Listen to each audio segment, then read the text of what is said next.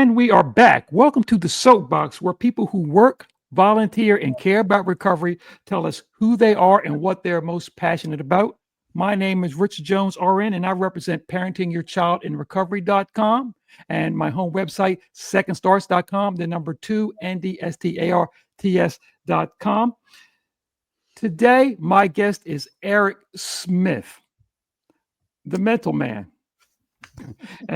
Eric, I want to introduce you to the people, but before I start, I want to say something to them so they understand right now. This show can only possibly scratch the surface of the depth and the uncomplicated mission of his message. So please, when you get done with this, we'll have some stuff in the show notes. I'll tell you so many times, but you're going to need it. Eric, hello, and how are you? I am wonderful today, Richard. How are you? It's good to see you. Eric, I like to start off every show by asking a person to give us that Clip Notes version of Eric. So Eric, the best you can, give us an idea of who you are and in your outlook, so we can start this show off. Certainly. So I'm a recovering addict, alcoholic, whole bunch of other stuff.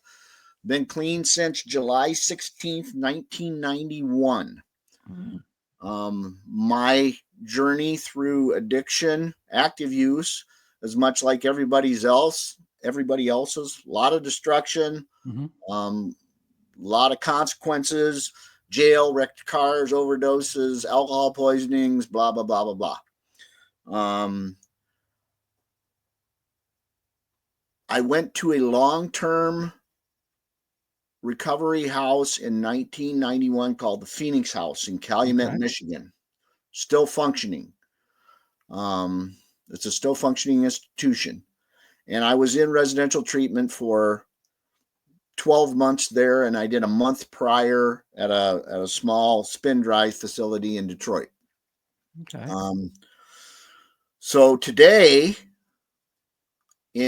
so I'm 34 years and a month or two. Today, recovery is all about balance and doing the work and being honest and taking inventory of myself as well as what's going on around me. It's about awareness, but mostly it's about doing the damn work. Okay. You're not going to get clean and sober if you sit back and wait for it to happen. So complacency kills alcoholics and addicts. I see it every day. I've established a presence on LinkedIn in the professional community. I'm very forthright with those folks. Tell them what I think. I wrote a couple books, which we're definitely going to get to that. We're going to get to that because that is so interesting. So interesting. I hope that you have a way to make those available to people so they don't have to go and buy them. I do. And we will. So Eric, and I want to preface this by saying in the introduction, I didn't do it justice because you introduced yourself as a former addict, a writer, which you sort of downplayed that to me, but after I read the book, you've got skills. Okay. Yeah. Well, I can write. Yes. I'm an engineer. Engineer background, engineer background, which brings us that upper level of common sense. Okay. Yeah. I'm a math guy. A woodsman, which is past interesting, Yes. I love being in the bush. I'm off grid right now. I have a hunting camp in the Upper Peninsula of Michigan. Okay. It's just a small 40, but I got a couple fifth wheels on here, and I got some internet access through Starlink. Put in a solar system, so I'm self-sufficient there. Looking for some springs, so I can get water without having to pump it. This morning, after I went to an online meeting, I went and cut down a very interesting spruce tree that had a big S curve in it. I must have got hit by another tree when it was young. And so I trimmed that out and I'm going to make something out of that. Okay. Excellent. That's exciting. That's exciting, actually, to be honest with you. Yeah, I love that. I love being off grid. I typically don't buy store-bought beef anymore. Okay. I try to harvest enough venison that I have enough for the year. I got turkeys, I got grouse, I got squirrels, I got rabbits, I got pheasants. There's some pheasants around. So yeah, I love living out here. I just purchased the camp a year ago. I have been home to my permanent residence in Ohio this year for less than a month. Oh, So I love being in the bush and being in the grid. It's quiet, it's beautiful, great dark sky. I have some friends that come and visit periodically. So the old director from the Phoenix House actually is here right now with me, helping me with some stuff. I'm building a sauna. okay. And so we're having a good time hanging out in the bush and talking about recovery. Okay, all right. Eric, before we move on, I just want to remind everybody, our show notes for this show is going to be especially important because we will talk about this later, but we're going to talk about Eric's book. I'm going to make those publications what he has available to you. He's been kind enough to let that, give us this. So for everybody's partaking, and believe me, you will want to partake of this. I guarantee you that. This show was brought to you by Parenting Your Child in Recovery. If you're a parent, mentor, a professional volunteer, or helper working with young adults between the ages of 17 and 25, and you're looking for a non-clinical process that supports and accelerates and multiplies the results of a long-term permanent recovery, parentingyourchildinrecovery.com. Eric, I want to move on to the next part of the show because this is my favorite part where I get to put you up on the soapbox. We're going to go through some things and pick your brain for your mindset and your, very deliberate approach to recovery, deliberate, uncomplicated approach to recovery. First thing I want to get you to expound on for me is your ideas on the balance in recovery. Tell me about it. How you feel about that? Okay, so I view addiction as a spiritual hole within myself. Okay. And so just quitting the chemicals doesn't do anything to fill the hole. Sure, you get a clear head, but you don't fill the hole. So typically people get sober and they look for a quick way to fill the hole. I found no quick way to fill the hole. So the way I fill the hole is with this, what I call a recovery pie chart. It's in the book. Okay. It's got a pie and 4 equal sections. And I believe those sections are work, recovery, play, and self-care.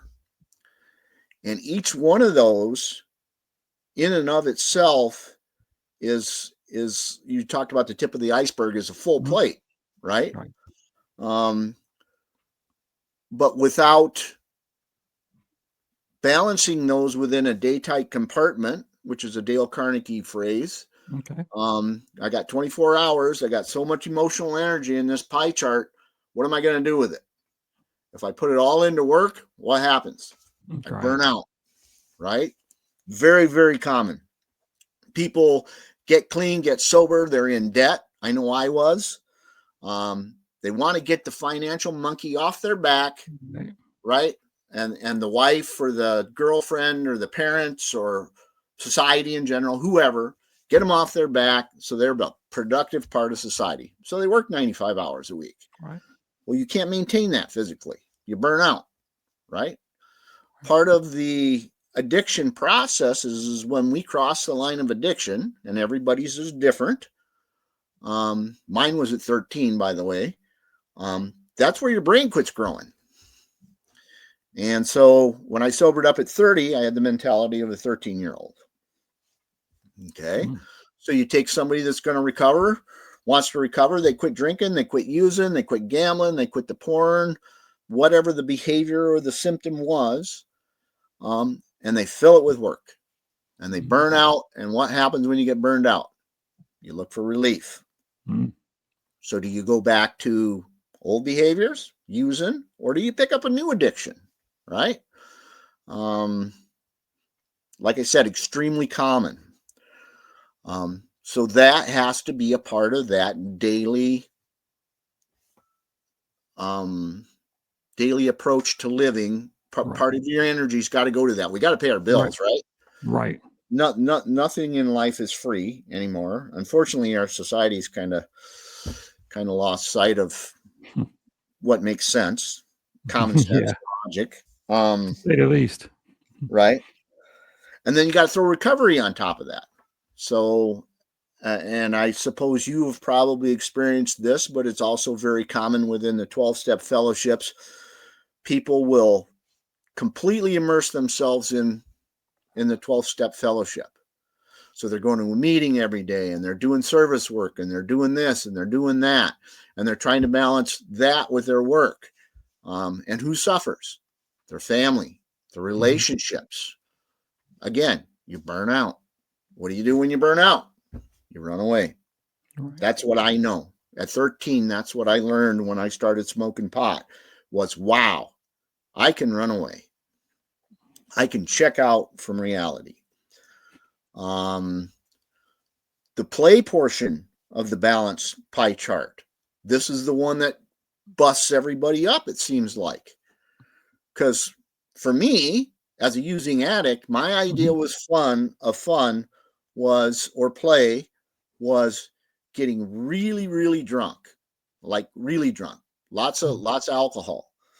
I think the analogy I used in the book was I get fallen down drunk, and then I shoot it. I intravenously use a 1/4 gram of cocaine, and it would snap you right back into reality. Your head almost explodes. You borderline have a cardiac. You probably puke, depending on what cuts in the coke. And then I'd go and do it again. Then I'd drink for 3 hours and shoot another 1/4 gram of coke. So I didn't know how to have fun. So when I sobered up and I got into treatment, the counselors there said, so what are you going to do with your time? What are you going to do? Look at the things that you loved when you were a kid. Hunting, fishing, being a woodsman. That's what I love. Mm-hmm. I love to fish. I love to hunt. I love to pick mushrooms. I found out when I went to the transition house, the 3/4 house for that program, that I love to garden. I'd never dug a garden before, but I dug one. I tried it. I love gardening. I love being outside. So that's a real stickler for folks. How are we going to have fun in sobriety? Right. Okay. If that involves bed hopping, that's super dangerous because sex, porn, any of that stuff releases all that same chemical junk that goes on when you use all the endorphins and the dopamines and the serotonins. Right. Right. So you got to figure out how to have fun, how to make life worthwhile. The director of that facility presented it to me as this. So you're going to get clean and sober. Why? Why are you getting clean and sober? Mm-hmm. Are you getting clean and sober because somebody says you have to? Are you getting clean and sober because you want the pain to stop? Or are you getting clean and sober because you want to live? You want to experience life to its fullest. And that, to me, that was just like this huge bell whistle kind of thing. That's why I got clean, because I was an empty shell of a person, miserable, wanted to die, failed a couple times trying to die, and was trying to kill myself slowly with drugs and alcohol. And so now all of a sudden, I need a purpose in life. Mm-hmm. So I'm going to be 64 here pretty quick. I sobered up at 30. The Phoenix House made me go back to school, and it had to be an engineering school because I'm gifted with the math, physics mind. Right. So I became an engineer. And in that, because most addicts drag all this path of destruction with them, which typically includes financial stuff, I was way in debt. Um, I had what I call ugly debt. Mm-hmm. Not the credit card company calling them. I had the Alabama State Education Department and the feds, because it was a federally guaranteed student loan that I defaulted on. Those guys were hounding me. I had the IRS on my back because I commercially shrimped when I was a teenager, which was great for an addict, right? I lived on the boat and I spent all my money on dope and women and alcohol. But I didn't pay taxes because you know how are they going to find me? I had my first marriage was an absolute disaster. But I had a child from that. So I had 3 years of back child support when I sobered up. And then I had this litany of overdose hospital bills, medical companies, right? Which they turn it over to credit services. Right. And those people are just, I mean, they're good at what they do, but wow. You know, they'll hound you till you just, you want to shoot yourself. So when I went back to school, I started working at the university where I was going to school. I started teaching a machine tool class because I'm a machinist by trade as well. Right. Okay. And once I got my associate's degree, I hired on at the university full time, making peanuts. Basically, I was a laboratory instructor. Started working on my bachelor's degree because that was part of my benefits. I could take some classes. And I started investing every retirement match that I could get, I took, right? So I'm making $27,000 a year in 1995, which is like poverty level almost, and dumping 15% of my income into retirement. And I did that my whole professional career. Okay.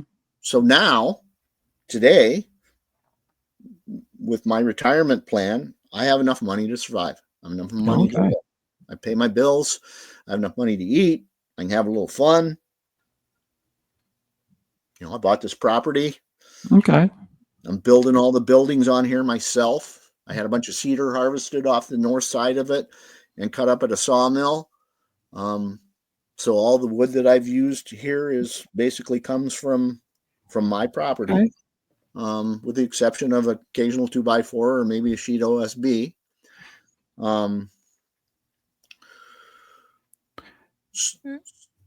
So it you know, you got to figure out how to do that, how to approach life from a fiscal standpoint, probably from a right.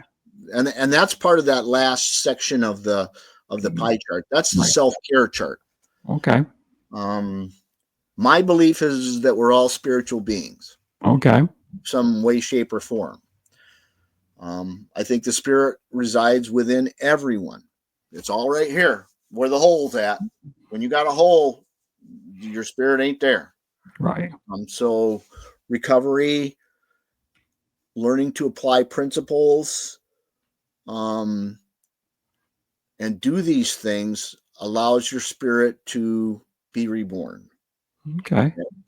The 12 steps of AA or NA or Al-Anon or Nar-Anon or Narcotics Anonymous or any of those. They're all the same basic principles.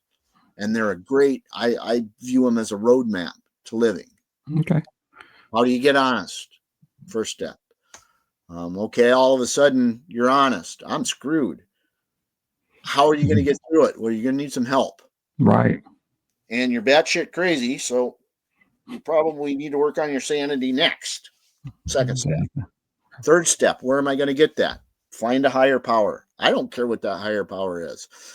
Any religion, the universe, a bush, a tree, a bird, it doesn't matter. All you have to do is believe. I believe in the inner spirit. I believe in my universal consciousness. Is there a God? Probably is. What that is, I have no idea. I know 3 things about God, Richard. There is one, and I'm not it. Right. God helps those who help themselves. Okay. Right? God is not going to save me. I prayed to God to save me for years while I was using. And God works through people. Yes. Everything that we're talking about today, I didn't invent this stuff. I learned it from the guy that's outside playing with the fire pit. Okay. And my peers in recovery, and some through trial and error and example. Okay. But I didn't make this stuff up. Mm. So in that self-care part of the pie, you need to take care of your finances. You need to keep your relationships above board, which is totally hinged on honesty, not Okay. selective honesty. That gut level, holy crap, I might get rejected if I say this honesty. Developing trust in yourself, trust in your partner, trust in the people, and learning to identify that, right? As a using addict, I was a leech. So I would cling to anybody that would have me. I didn't decipher between whether someone had healthy behaviors and mentality. Anybody that would let me cling, I clinged. So that's a big part of that. Okay. That's a lot of stuff. Yeah. When I do this, if I do a physical presentation, I take a whiteboard and I draw the pie, right? Okay. 4 sections, and I go through each one just like I have, and I write down all the aspects of that. So I do the work, and then I do the recovery, and then I do the play, and then I do the self-care. And what you find is all of that's connected. You can draw arrows in like a flow chart. The recovery spills over into the self-care, and the play, and the work, right? Because recovery is work. Don't let anybody fool you. Yeah, that's a part that really was the thing that I wanted you to expand on. Is you talk so much about getting out of the process what you put into it. Absolutely, you will get no more. This to me, this is a laws of physics thing. If you're familiar with that branch of science, there's a law called the law of conservation of energy. It says that energy is neither created nor destroyed. It simply changes forms. I believe that works on a spiritual plane. Okay. So you are going to get out of life exactly what you put into it. If you cut corners, if you cheat, you use selective honesty as a platform, you're going to struggle. Total honesty. And that's, I think the big book, the AA big book calls it rigorous honesty. That's terrifying to people. Yes. You can't just walk around and tell people what's going on in your head. They'll lock me up, right? If you knew the things that were going on in my head, you would be terrified. So learning how to find outlets for that, whether that's a meetings or sponsor or a therapist or some collective group, whatever it takes, you got to find a safe place to dump that stuff. Okay. Another big part of this is trauma resolution. Okay. We talk about the work and you're going to get out of it what you put into it. You have probably heard the onion analogy, right? Recovery is like an onion. You're like an onion and you peel a layer off. And what's underneath that layer? Another layer. One layer. And you keep peeling the onion. Okay. So we look at we start asking the question, why did we use? Well, we used because it took away the pain. Right. Where's the pain come from? Right? You may have had a perfect childhood. I don't know anybody that had a perfect childhood, but maybe you did. Right. I'm sure there's somebody out there. But how deep are you willing to dig to deal with those traumas? When I wrote Walking a Tightrope, this is how delusional I am. I wrote that thinking, one, that I might be able to make some money, Two, that it might help somebody. Okay. After I wrote it, what I found was it was like doing a 4-step. All right. So I dug up a whole bunch of trauma. This is after I wrote that when I was 30 years clean. And just writing that stuff down, unobstructed, just writing, I'm like, holy crap. I never dealt with that. So I deal with it. And that book was written over a probably 6 or 7 month period. Okay. Because I'm still peeling the onion, Richard. I'm still doing that. So you gotta dig. Gotta dig. You Gotta do the work. You Talk to me gotta.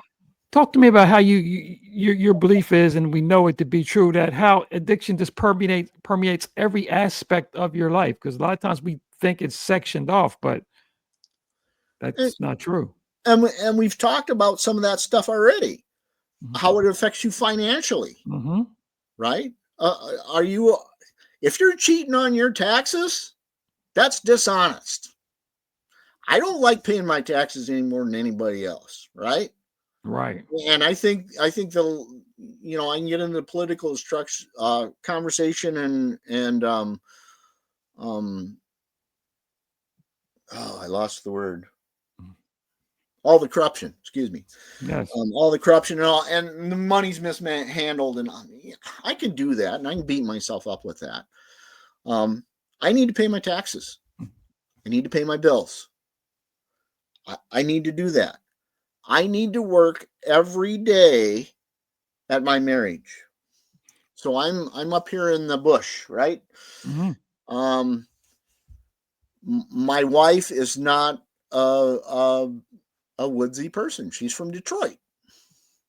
Actually, the bowels of Detroit. Not a very nice place.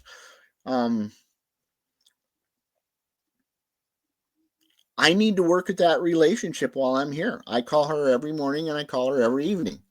We have coffee every morning together. Every morning. When I'm at home, we have coffee in the morning. Mm-hmm. She works from home. Then I'll make her lunch. Then we'll have an afternoon coffee break. She's been clean almost as long as I have. So I have 3 meetings a day because I can bounce all this silly stuff that goes on in here off of her. And she'll go, that's crazy. And I'll go, yep, it is. But that's what's there. Right? So expose it to the light of day. So relationships, finances, your intimate life, your sexual life. And I don't claim to know very much about that other than if you're in a marriage and you made a monogamous vow, you better stick to it because otherwise it's dishonest. Yes. Your work is a huge one. I stole from every employer that I had while I was using in some way, shape, or form. Whether it was giving away food and drinks, eating it myself, drinking it myself, sleeping with the boss's girlfriend, wife, or daughter. I used to pad inventories. I'd actually steal product, right? Right. Pad the inventory and then take a whole prime rib. Stuff like that. So it bleeds over into your work life, into your recreational life. If you are very competitive and say you play in a volleyball league, you can be verbally and physically abusive to people in the pursuit of being competitive. Are you looking at that stuff? I love the driving analogy. How many times do you go down the road and somebody cuts you off and you flip them the bird? Right? Where's that come from? Right. Where's that anger coming from? So I believe addiction actually permeates every aspect of your life. Okay. To me, the most important thing in life is not money or security. per se, but my relationships. Okay. Right?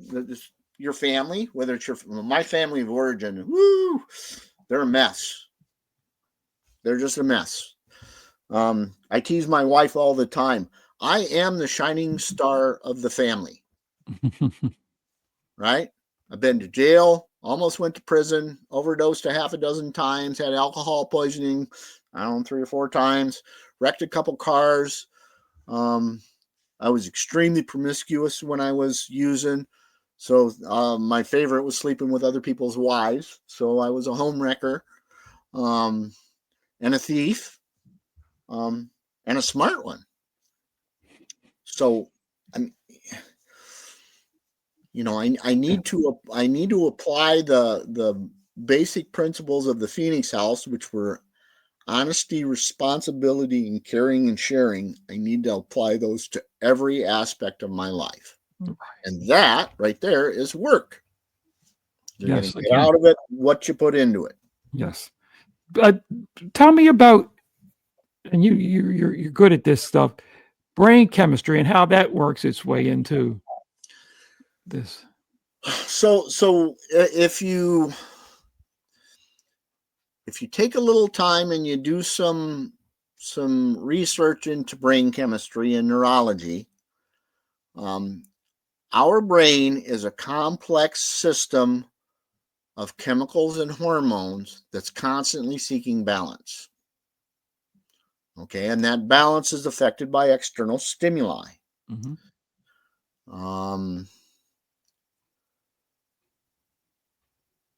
But I mean, that's the way we were created. That's the way we were made. That balance is in there, and there's lots of people that struggle with that. And I think there's some underlying reasons for that. Diet, and I mean, when I was a kid, a Twinkie was made out of sponge cake and whipped cream. If you look at the package of a Twinkie today, it isn't made out of sponge cake and whipped cream. It's made out of a whole bunch of different chemicals. So we're constantly pelting ourselves with chemicals. We're ingesting them, inhaling them, sticking them in our veins, drinking them, breathing them.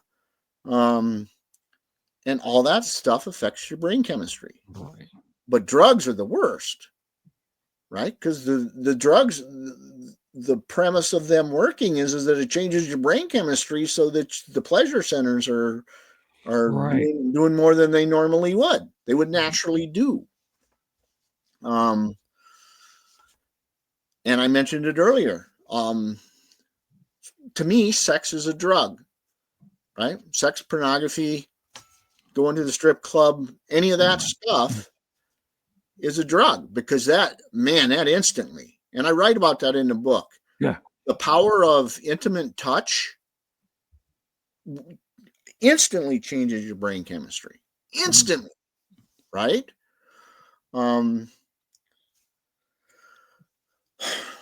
So we got to be careful, not only what we put in our mouths, but what we do. Right? Right. The addiction isn't about alcohol or drugs or pornography or gambling. It's about those are all symptoms. It's about the whole, and we're trying to fill the hole. We'll try to fill the hole with anything that's easy. That's human nature. Path of least resistance. Okay. If you pour a gallon of water out on the ground, it's going to run downhill every time. It's going to take the path of least resistance. It's a law of physics. Our brains are wired to the laws of physics. Okay. Eric, I want to stop this and just say, I want to remind everybody again, the show notes, we're going to get that information about this book.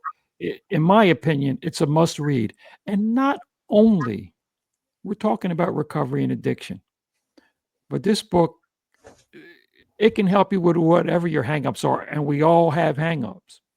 We all have something. And I think this approach that you use is, I think what my grandma used to say, good for what ails you, as far as bringing back and increasing your knowledge with the use of honesty and self-reflection and self-visualization. I think that's what your book brings, So that's one thing we want to remind everybody. That's going to be access to that in the show notes. Also, again, parentingchildandrecovery.com. You're a parent or a mentor, professional or volunteer helper of young people from the ages of 17 to 25, and you're looking for a non-clinical process that supports, accelerates, and multiplies the results, okay, for a permanent and long-lasting recovery, parentingyourchildandrecovery.com. Eric, I want to come down the home stretch with this and talk about, again, let's, a little bit about the book background, and how you, what prompted you to even write this? Was it therapeutic, or did you know the end before you started? How did that work? Oh, absolutely not. It was totally a living document. Okay. So, and this is something that I haven't talked about yet here today, but to me, it's also a pivotal part of this process, and that's humor. Mm-hmm. So I wrote some passages, I don't know, maybe as far back as 10 years ago, some humorous incidents that happened, and I just jotted them down on the computer. Okay. And started collecting them. Mm-hmm. And then when I decided, when I semi-retired, which was right around COVID, the initiation of COVID, actually it was probably a year into lockdown. I semi-retired. I quit my job at General Motors because it was an extremely toxic environment. Mm-hmm. And I said, you know what? I got to do something with my time. So I'm going to write. So I just started writing, right? And I've been bouncing these ideas around. Believe it or not, the foundational premise of the book is it's supposed to be funny, right? If you can't laugh at yourself, you're missing the boat. I don't know anybody that's perfect. But life goes a whole lot easier when there's a belly laugh in there versus a swear word, right? An F-bomb. So when I wrote that, I tried to key in on some of the humorous stuff. My wife calls me mental man, right? Okay. Okay. I love hard rock music. I love it. Love it. I cut my teeth on it. I play my electric guitar as loud as I can stand, which isn't very loud anymore. But that's what I did when I was using. I was either dealing drugs or listening to music. I didn't watch TV. I didn't bathe. I didn't brush my teeth. I didn't do any of that stuff. So the idea behind the book is not only to, like I talked earlier, maybe make some money and maybe help somebody, was to be funny, right? What's going to sell? What's going to sell? A book that says you're doomed and you're going to die, or a book that says, dude, check this out? Well, I can tell you, there are about, and this is just a rough estimate, but there's got to be at least 50 wow moments in there. Oh yeah. Yeah. Wow. I personally love the story about the ice storm in Dallas. I delivered a 1/4 pound of weed to Plano, Texas, which is 45 miles from where I lived in North Dallas, in a severe ice storm. There was an inch of ice on everything. And I jumped on what then was Central Expressway 75 and headed north. And there was a pickup truck jackknifed underneath an overpass. And I was determined, right? So I backed up, and I got this old Ford Galaxy 500, like this old road tank, illegal as hell, right? I traded somebody some dope for it. So no insurance, no, I probably didn't even have a driver's license. Backed up, drove up the on-ramp, down the off-ramp to get around this thing, and proceeded to Plano at 10 miles an hour. That took me 3 hours or whatever to get to Plano in this ice storm. But that's how nutty I was in my using days. Yes, it's a spectacular read not only informational, but just highly entertaining. I would say a movie, but it had to be a 3-part movie. Yeah. So there's a chapter in there about music and the devil's chord. Yes. So my wife, bless her heart, has a terrible time remembering, right? And we talk about. I didn't expect to live past 50, Richard. So I never thought that I'd touch my retirement money. I never thought that I'd see my kids graduate college. I didn't believe any of that stuff just because of the way I used and how much I used. But bless her heart, she can't remember anything. And so we talk about death often. And I'm like, at my funeral, I don't want anybody crying. Screw that. And because of my age, all these family members, I attend more funerals now than I do weddings. And they all have these, these lofty funeral home playlists. And I'm like, no, we're not doing that.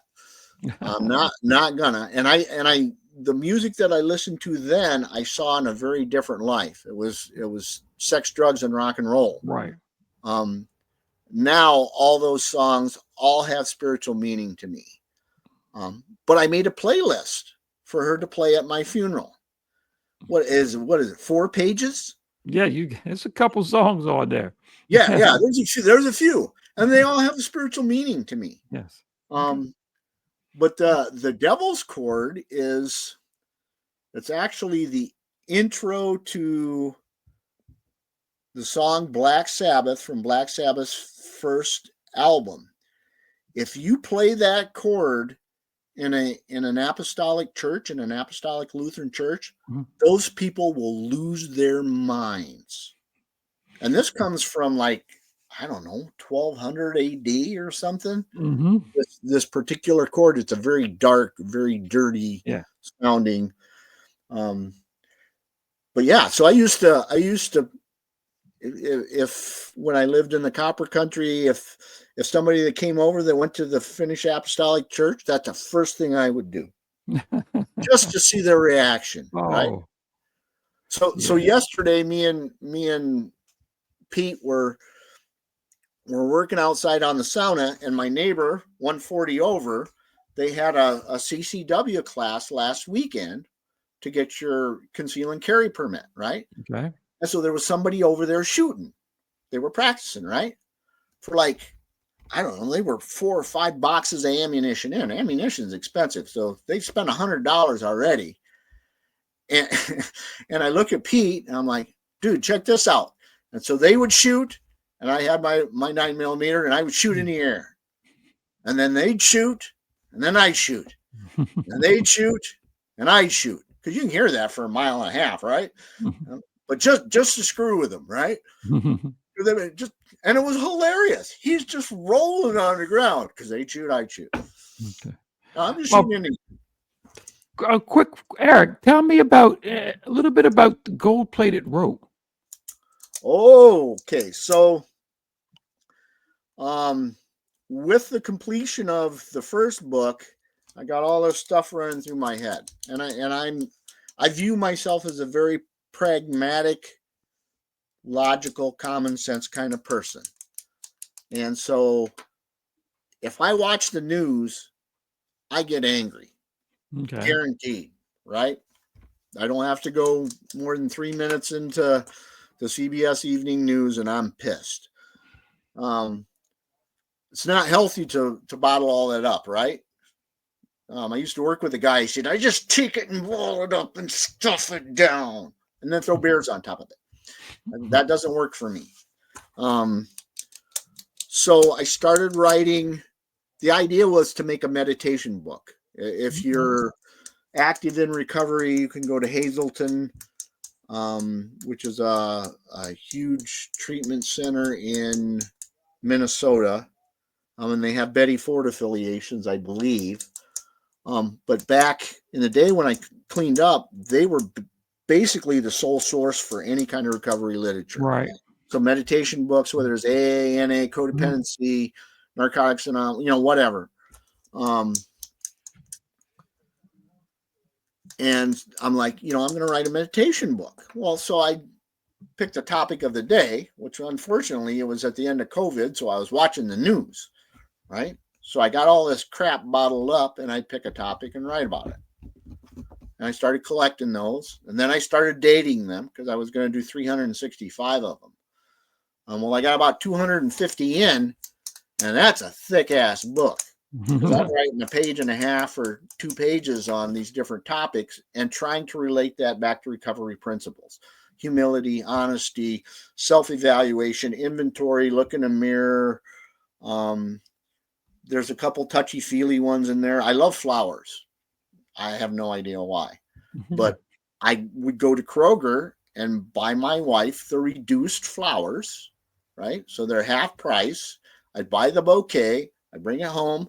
I trim it up. I take all the dead stuff out of there, spruce it up, put it in a vase, and we'd have fresh flowers. So I wrote a passage on flowers. Okay. The title comes from my days at the Phoenix House. That was a halfway house environment. And once you completed that, which also included physically writing out all 12 steps, along with daily homework and service work and volunteer work and living by those principles I previously mentioned, you would transition, they call it the tea house, into a 3/4 house. Okay. And in the tea house, and at that time, typically you were funded, it was in Michigan, so it was funded by the State Disability Act. You were considered disabled, so you could get SDA assistance to pay for your room and board. And so you'd move to the transition house, but with that came additional responsibilities. Okay. No longer did your food stamps go into the pool for the house. You got your own food stamps. Okay. You no longer had to go to the required groups that you had in the halfway house, which was 3 days a week was confrontational group. A lot of chair throwing in those. And then the other 2 days were didactic educational, reading NA Big Book, AA Big Book, Right. watching videos, Father Martin, Melody Beatty, Ernie Larson, some of the recovery pioneers. So it was education, but you didn't have to go to groups anymore. Right. And you were required to fill out 2 applications a week. You had to look for work. Okay. So the staff at the halfway house, they had a resident hierarchy called key holders. So as you move through the program and you work the steps, they had these 4 key holder positions. Top one was held by the senior resident, whoever had the most time. But each one of those carried responsibilities, Right. pure responsibilities. You had to check everybody's, because you had a chore you had to do every day. You check off stuff. You check people's beds to see if they were made. You take notes about dysfunctional behaviors, fighting, lying, cheating, chasing girls, whatever you saw when the staff wasn't around. Because you'd be amazed at how polarized that is, right? Staff's in the house, you're straight and narrow. Right. So they go home, all bets are off. Right. So they called going to the tea house, we've given you the gold-plated rope. Okay. We've given you the rope to hang yourself. Okay. The gold-plated rope. The gold-plated rope. Typically, it took less than 72 hours for people when they transitioned to the tea house to fall to pieces. Okay. Lying, staying up all night, chasing girls, using, whatever, right? You were allowed to watch TV over there. You had cable. You could watch TV now. You could listen to music. You could have an instrument. They took my guitar away from me when I was in the halfway house. Wow. It was a defocus mechanism, right? I just play my guitar and fuck everybody else. So they call that the gold-plated rope. Gold-plated rope. I'm in this position where it's almost at the end of lockdown, and I'm watching the news and I'm angry. And I got the gold-plated rope. I got every reason in the world to go out and get fucked up because the world's a mess. So that's what I write about. I write about the world being a mess. There's one in there about, I was talking to Pete about this yesterday. Nobody talks about this today. We're almost 2 years into the Russian-Ukrainian war. Mm-hmm. I don't know how many people have been killed, but I think it's up over 1 million. Right? Right. Russia's infrastructure is just all busted up. Vladimir Putin staged troops on the Ukrainian border for 12 months prior to the start of that war. And every time he was confronted about it, they were doing military exercises. Mm-hmm. That bastard was lying through his teeth. That makes me mad. So I have writing in there about, I was pissed. I'm like, I would jump on a plane and fly to Moscow and shoot Vladimir Putin in the face. That would be the biggest contribution I could make to global peace. Yes. A little twisted, but. Yeah, a little twisted, but also not maybe a step in the right direction also. I view it as being very realistic. Yes. So in the first book, in the introduction, I put in there that I'm no nonsense, straightforward. I'm going to call a spade a spade. If you take a shot at me, I'm going to shoot back. Mm-hmm. It took me 33 years because of my criminal record and some of my arrests. It took me 33 years to get my conceal and carry permit.